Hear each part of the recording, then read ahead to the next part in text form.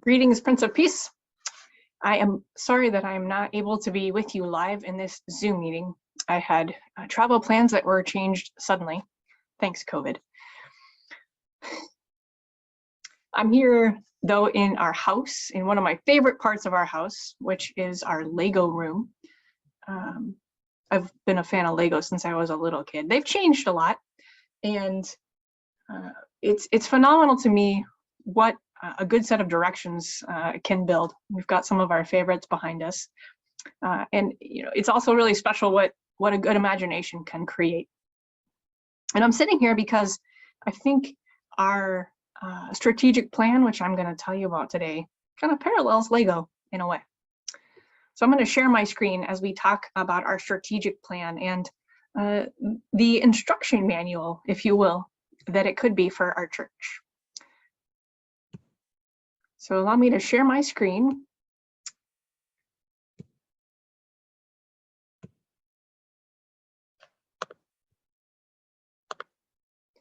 So why a strategic plan? All of you who are here today who have been members at Prince of Peace or been affiliated with us, you know the incredible multitude of gifts and abilities that are a part of this congregation. We are a body of Christ, and we have passionate people who want to care for our world, who want to expand our knowledge and understanding of who God is, and we deeply love each other. And in the wider valley, in the wider community, we are known for being a friendly, warm, and inclusive congregation. So our strategic plan is going to help us direct our gifts and our abilities. It's going to help direct the time and energy of our leadership and give us some good focus over the next several years. And our strategic plan is based on a vision that we created back in 2018. That, again, that vision that's about connections with one another, our love and our care for folks in our community. It's about our connections with God. It's about our faith. It's also about our connections with our neighbors. In the Good Samaritan story, Jesus reminds us when he's asked, "Who is my neighbor?" He says, "Anyone who's in need," right? And this connected vision of one another, God and neighbor, we kind of hold those things in tension, because if we lose our connection with God, we lose our source of why we're doing what we're doing. And if we fail to take care of each other, fail to take care of our community, people start to drop away. And if we don't care for our neighbor, also, we risk being too inwardly focused, right? So this connected vision is about all three of these things interplaying well together.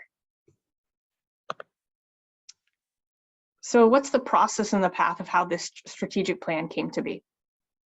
Well, in conversations with Mutual Ministry, we have an awesome mutual ministry that cares for our staff and helps inspire us to be better leaders. In conversations with Mutual Ministry, Todd Haschelt and I started on the path of creating a strategic plan.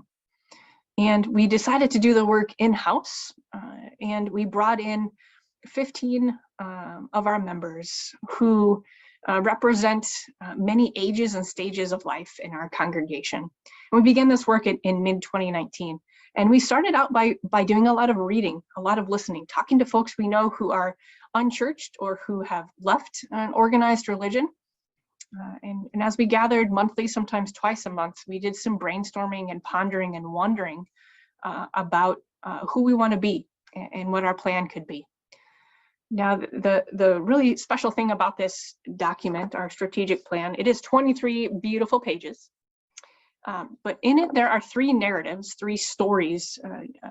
Todd called them snapshots or images of what our future looks like when we are connected with one another.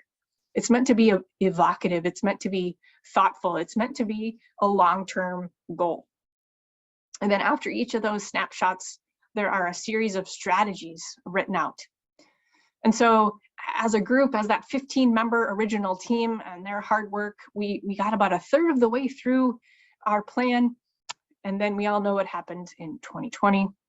COVID hit, And we tried meeting a few times online to continue our work, but quickly realized that the crisis of COVID and the dramatic shift that we were seeing in how we were allowed to gather needed our full attention as a community.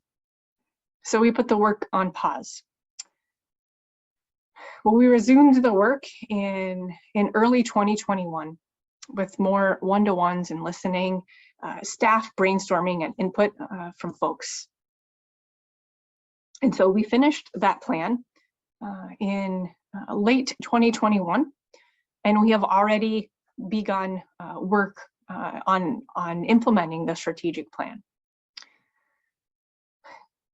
The council gathered in late summer for an outdoor retreat, and after they read and digested the whole plan, looked at all the strategies, we decided that we would focus on 4 main strategies for the end of 2021 and on into this year, 2022.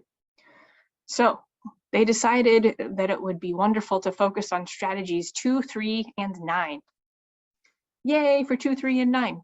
Now I know you heard me say 4 strategies. We're also focusing on strategy 1, but that one is on pause because it involves fellowship and meals inside the hall with conversation and the opportunity for anyone who's hungry to come and eat. So that one's on pause for obvious reasons. But we have been working hard on strategies 2, 3, and 9. Allow me to take a little bit of time and explain those to you. You can also open up your strategic plan if you want to see them for yourself. So strategy 2 is all about social media, connecting our members to one another via social media, Facebook, Instagram, etc., in order to create a space where people can grow in faith and love with one another. But social media, as you know, is also a wonderful tool for getting the word out about who you are and your business. And so we are also using social media to share the good news of this inclusive and loving faith community, because we can be the most awesomest faith community of all time, but if we don't tell people that we're here and what we're about, they're not going to come, right? All right, strategy 3. This one has to do with our Christian education, our faith and spirituality offerings, how we are growing our faith as individuals and sharing what we are passionate about with the wider community. And we are excited to do forum style gatherings to bring in experts to talk about the whole spectrum of our faith and spirituality lives. It's not just about the Bible. In fact, there's so much more to it. It's conversations about mental health, for example. It's conversations about healthy bodies, healthy eating. It's conversations about how what we believe as scientists, for example, how that interacts with our faith. So we're excited to have these monthly opportunities to explore our faith and spirituality. And that includes also retreats, regular retreats, not just for our women, 4 retreats per year, so that we can get away together and learn about spirituality and how to really live and cope in the living of these days. And strategy 9, finally, this is at the dearest heart, I think, of our congregation. That is our work for peace and justice in the world. And what do I mean by peace and justice? Justice is the work of building a more compassionate, loving world, right? That can be anything from environmental justice to racial justice. How are we loving our neighbors through acts of service? Okay. Now you've seen this already in our expansion of involvement with the family shelter and our weekly lunches, rotating safe car park, right? Thank you all for your support of these ministries. But we're also eager to get back into doing yearly all-age service learning trips, right? We have one planned for the spring, and if we can't go down to LA, then we have backup plans. Thanks to Drew Ager, we have some awesome backup plans for a more local focused time. These are the 3 main strategies that we have already begun work on, and we are eager to continue on in the year 2022.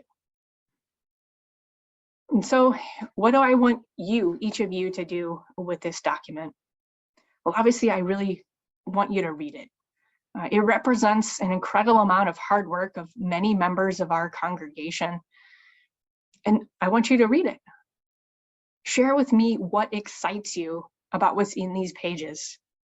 And if you see or think that there's something missing, let us know. We want to make it better so that it represents who we are as a congregation and the direction that we want to go in the next 5 years.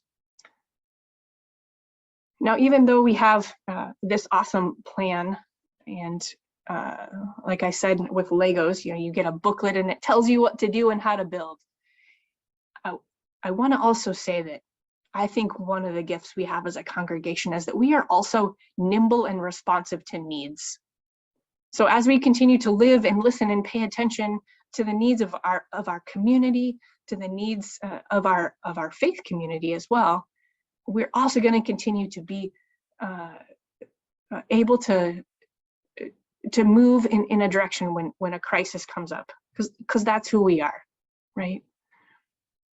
Friends, I'm really grateful for your time and for listening today. I look forward to hearing your thoughts on this document. We'll have some listening sessions, some conversations, and as you know, I'm always up for coffee. Have a beautiful rest of the meeting, and I turn it back over to Madam Chairman Laura and the rest of our council and staff who can answer any questions that you might have about this strategic plan.